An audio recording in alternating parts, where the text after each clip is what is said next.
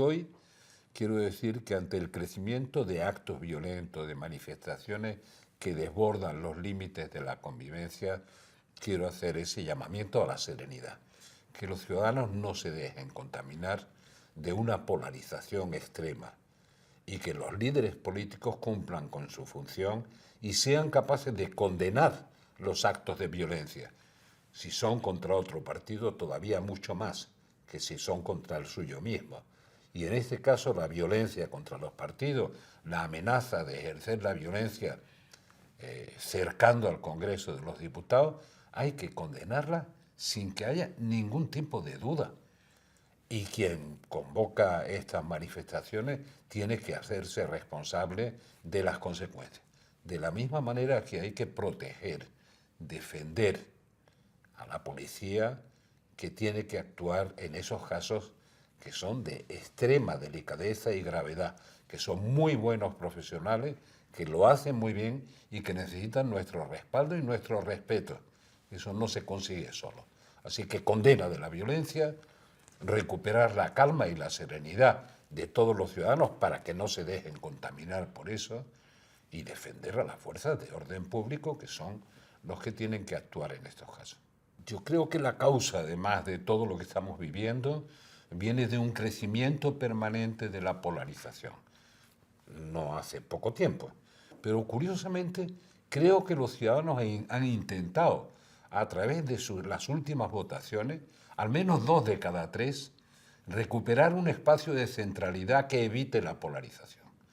Es decir, que no sean los extremos del espectro político los que estén tirando de ese espacio de centralidad de 2 o de cada 3 ciudadanos para incrementar la tensión, la polarización política, que se hace irrespirable.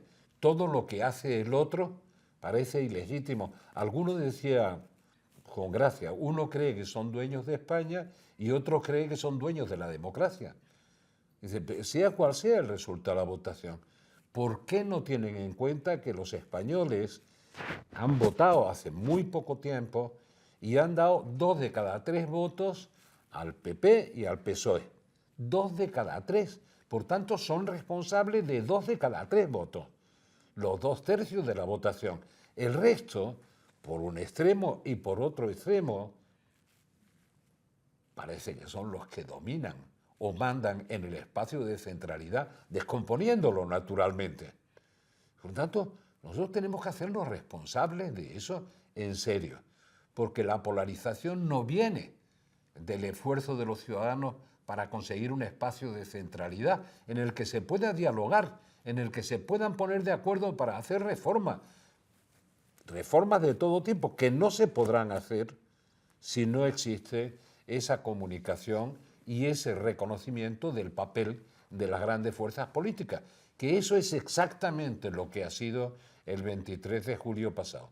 No hay dominación para ninguno de los 2 grandes partidos que ocupan ese espacio y hay el riesgo creciente de que los partidos pequeños, que han perdido además votos, sean los que dominen el escenario y lo lleven hasta una polarización que está empezando a calar en la sociedad, que está empezando a romper relaciones de amistad. Yo oigo hablar arbitrariamente, ¿no? Oigo hablar de gobierno progresista frente a derecha no sé cuánto, no sé qué. Bueno, y claro, cuando pienso en lo que se define como un gobierno progresista, digo, bueno, ¿qué hay de progresista en la gente de Puigdemont? Serán una derecha más o menos, lo que sea, desde luego solidaria no, y por tanto progresista no, pero ninguno de los otros actores que componen el gobierno.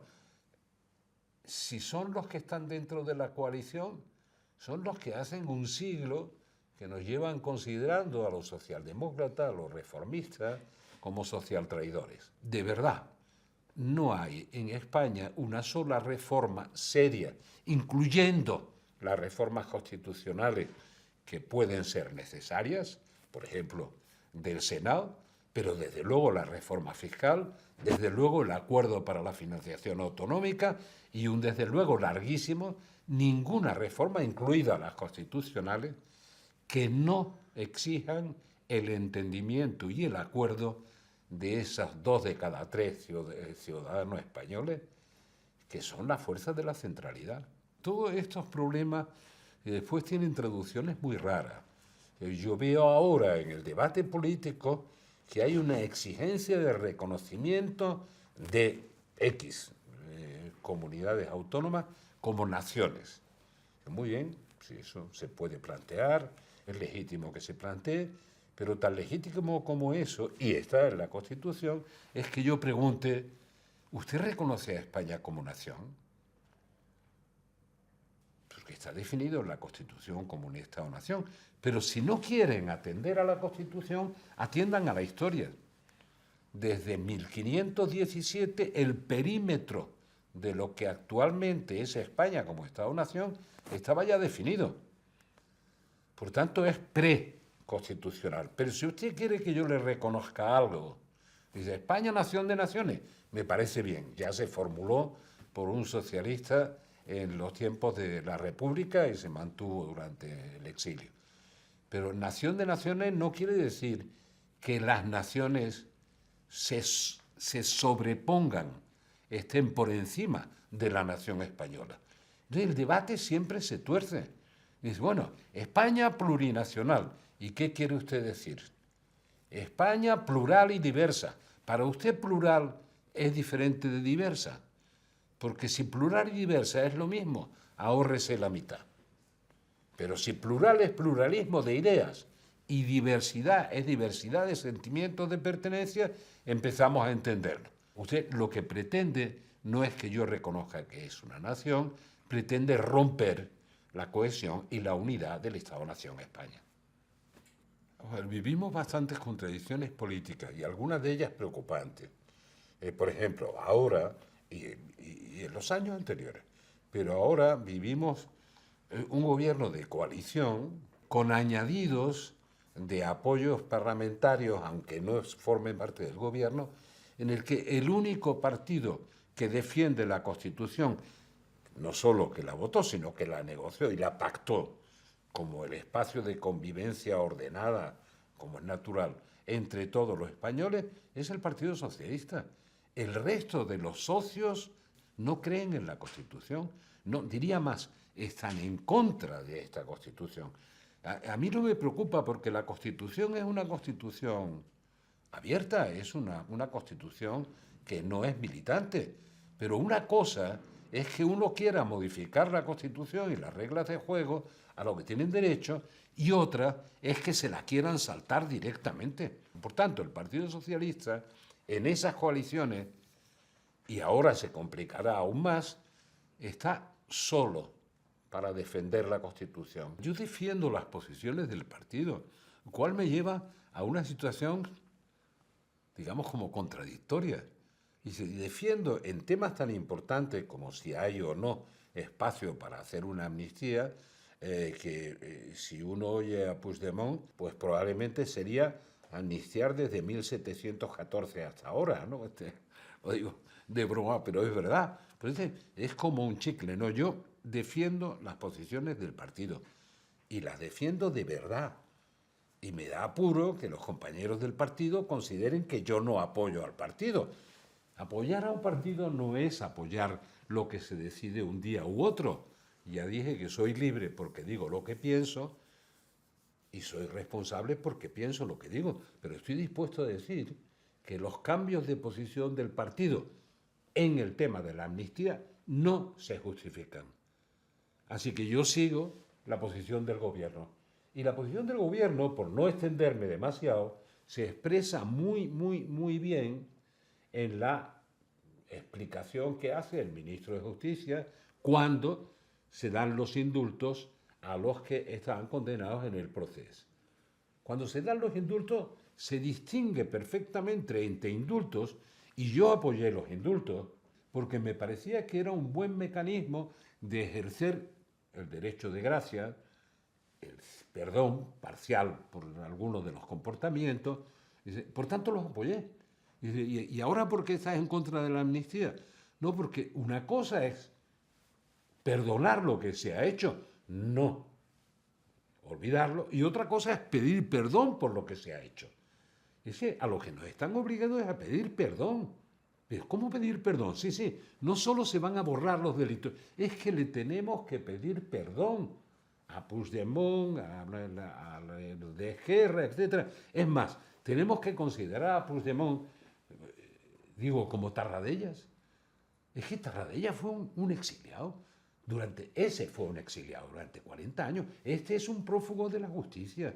Y Tarradellas tenía toda la dignidad del exilio.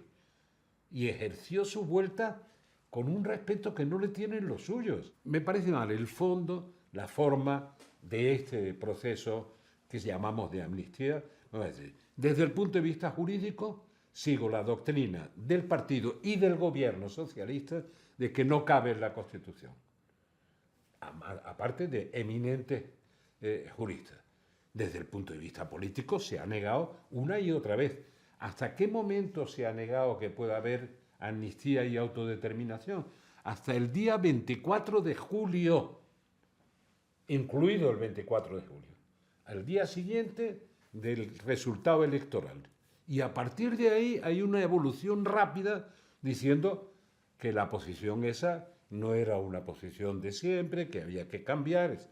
Y la razón que se nos dio, que esa me asombra todavía más, es, y lo digo de verdad con dolor, es decir, bueno, es una razón de oportunidad o de oportunismo, ¿no? Porque no dice, oiga, ¿por qué cambia la posición del partido? Cambia la posición del partido porque de verdad se siente la necesidad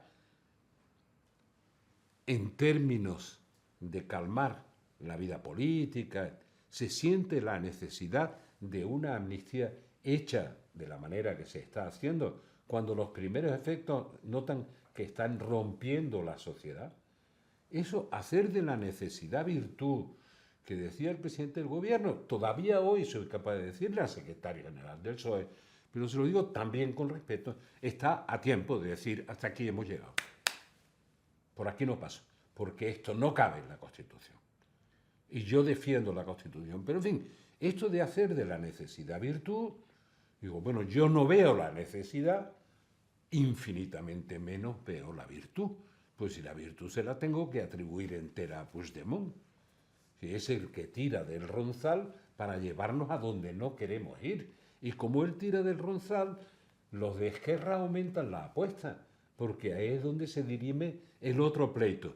Y de paso, desaparece el espacio de centralidad que ha ocupado el socialismo catalán, que ha ganado las elecciones, se nos olvidan, ha ganado las elecciones locales y ha ganado las elecciones generales.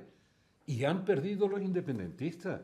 ¿Y ahora qué ocurre con esa centralidad que ha ocupado el socialismo catalán? Que ahora quieren apartarla y la están apartando de cualquier tipo de acuerdo. Tiene 19 diputados el PSC, 19. Esquerra más Junts o Junts más Esquerra, entre los dos tienen 14. Porque ellos quieren mandar, no ganar las elecciones, mandar en Cataluña. Y comprendo además que la gente es disciplinada y tal. Yo soy disciplinado con el proyecto del partido. El proyecto del partido que ahora se trunca. Estoy en contra de la amnistía porque el partido ha estado en contra de la amnistía porque no hay razones jurídicas, no hay razones políticas para empezar a abrir un melón cuyas consecuencias ya estamos viviendo y serán peores. Matiza lo que digo. Estuve en favor de los indultos y debo reconocer que funcionaron como elemento de pacificación en Cataluña. La sociedad catalana se relajó y muchos de los amigos catalanes que votaban independentismo ven hoy, aunque no nos demos cuenta o no queramos verlo, como un error volver a resucitar ese espantajo.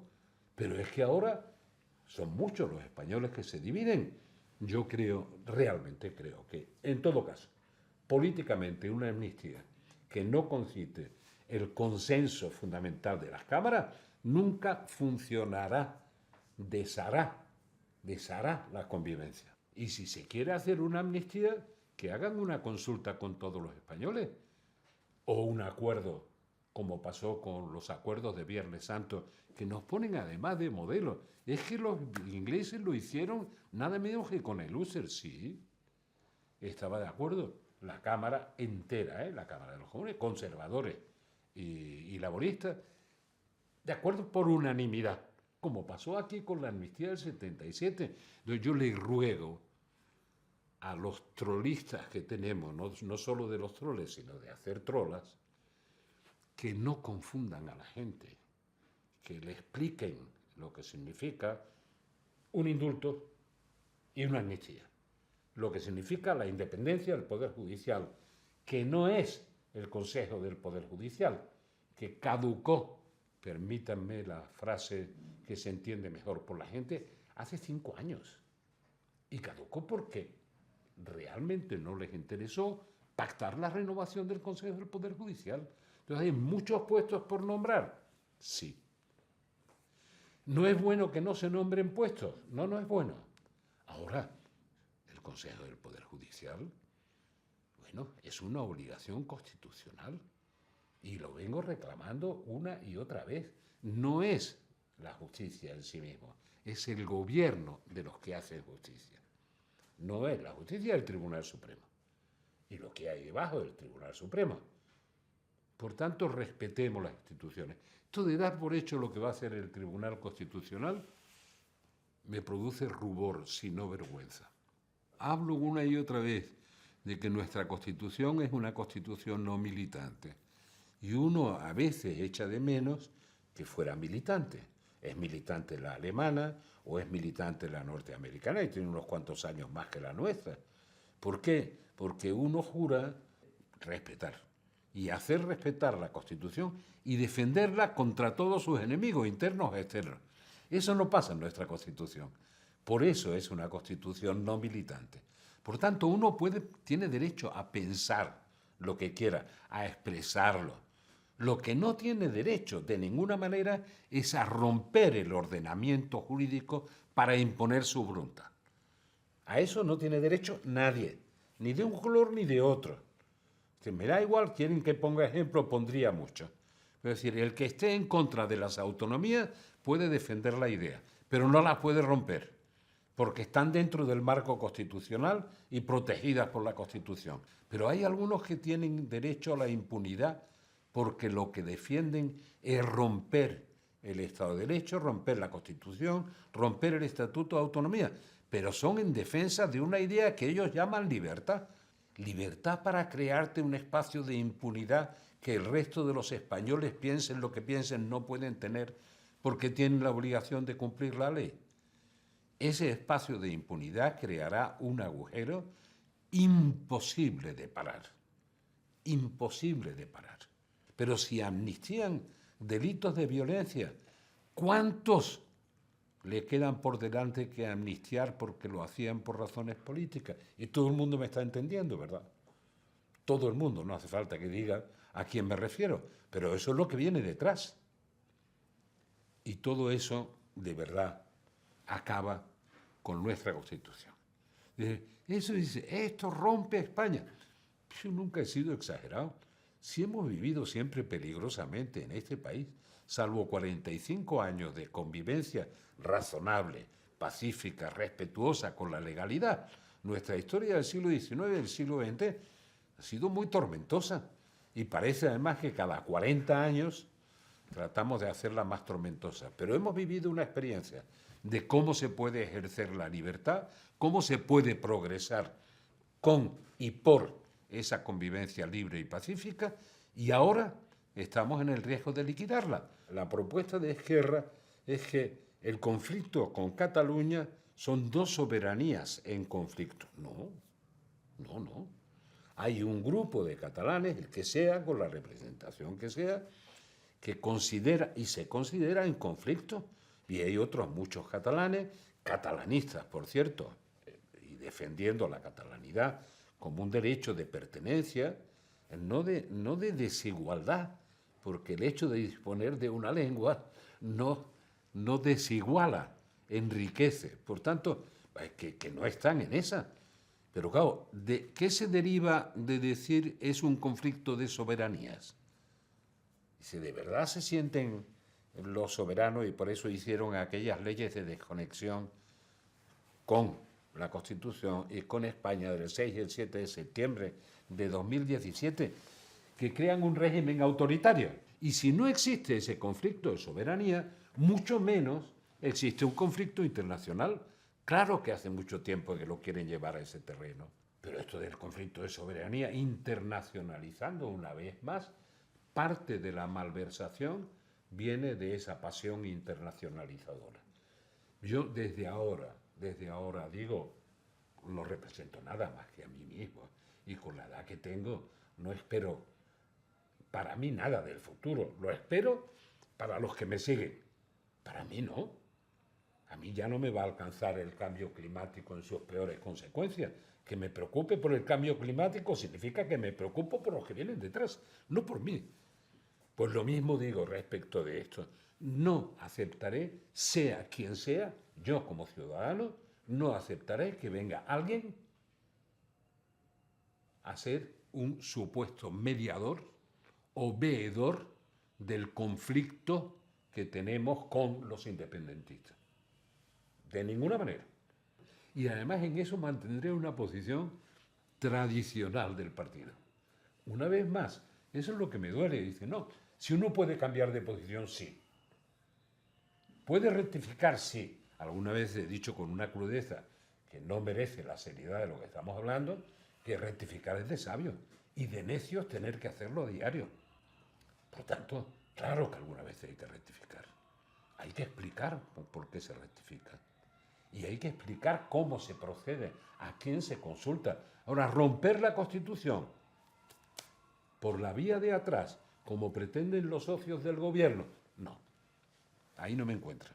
En esta medio crisis o crisis en la que estamos, que tiene dimensiones institucionales y que tiene dimensiones también, empiezan a tenerla de carácter social, etc. Oí decir al presidente del gobierno que España era una democracia plena. Había sido una larga tarea, pero una democracia plena. Bueno, y creo que eso es bueno, no solo que se diga, sino que de verdad se practique.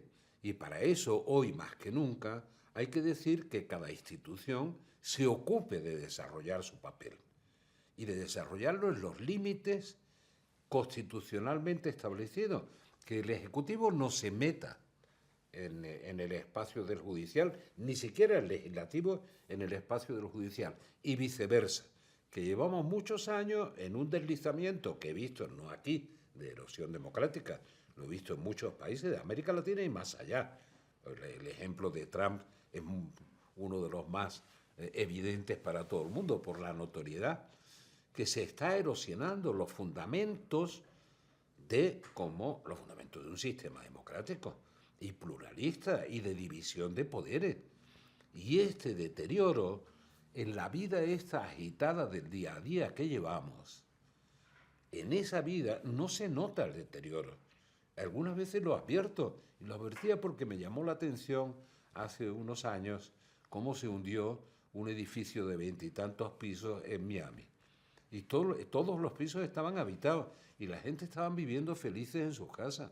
Y de pronto vinieron abajo. Y nadie podía imaginar que esas casas en las que vivían sin ningún problema estaban sobre unos cimientos que se habían corroído. ¿Qué pasa con los cimientos de la convivencia? Que no están a la vista en el día a día, salvo que altere la convivencia el que no puedas hablar con el vecino o con el amigo tengas que recurrir a algunos temas, como pasó en el proceso. Pero ese día a día se basa en unos elementos que no se ven, pero que hay que cuidar. Por tanto, ¿estoy preocupado por eso? Claro, estoy muy preocupado. Porque veo en tantos países que la erosión de la democracia se produce por ahí. Yo personalmente me siento avergonzado de que la amnistía se esté redactando en Bruselas y se esté redactando con las personas que pretenden ser amnistiadas. Pero sobre todo esto lo reclamo porque el Tribunal Supremo y otros añadidos y la instrucción de toda aquella ataque sin piedad a la democracia constitucional, al Estatuto de Autonomía, lo llevó impecablemente el Tribunal Supremo, con todas las garantías. Hay que confiar que una democracia plena significa una división de poderes plena y recíprocamente respetuosa. Por eso digo, cada institución que cumpla con su papel y que lo cumpla a cabalidad, que no entremos ahora. Yo tengo mayoría en el Senado, pero no en el Congreso. Pongo al Senado contra el Congreso. Yo tengo las autonomías, pero no tengo el poder central. Pongo las autonomías contra el poder central. Habrá que negociar de verdad habrá que negociar una financiación autonómica. Y llega otro que dice, ese pide el 20, yo la totalidad, más los intereses. Bueno, entonces estamos ante un desafío en el que, por favor, las instituciones no solo se tienen que respetar, sino que tienen que funcionar respetando su propio papel y defendiéndolo. Entonces me da miedo que eso se deteriore, porque el deterioro no es el día a día, es el deterioro de la convivencia. Hombre, y de deterioro de la convivencia entre los ciudadanos, España puede dar unas pocas lecciones históricas. ¿Y dónde nos ha llevado? Por tanto, yo es que no creo estas tonterías, que se va a romper España, no se va a romper. Pero sí se pone en peligro algo tan importante como la convivencia, como el funcionamiento institucional, el papel del Tribunal Supremo. Bueno, si estén pensando cómo se le ata las manos al Tribunal Supremo para que no cumpla su función, hombre, esto no parece ni aceptable ni tolerable. La frase que lo impone es hacer de la necesidad virtud. De verdad, la necesidad son 7 votos. Para una investidura, ni siquiera para gobernar, ¿eh? No, de verdad, yo le digo a todos los ciudadanos, empezando por mis compañeros, que no merece la pena. Que no merece la pena. Y dice, bueno, ¿y qué se hace? Ir a ganar las elecciones si se repiten. Si se repiten.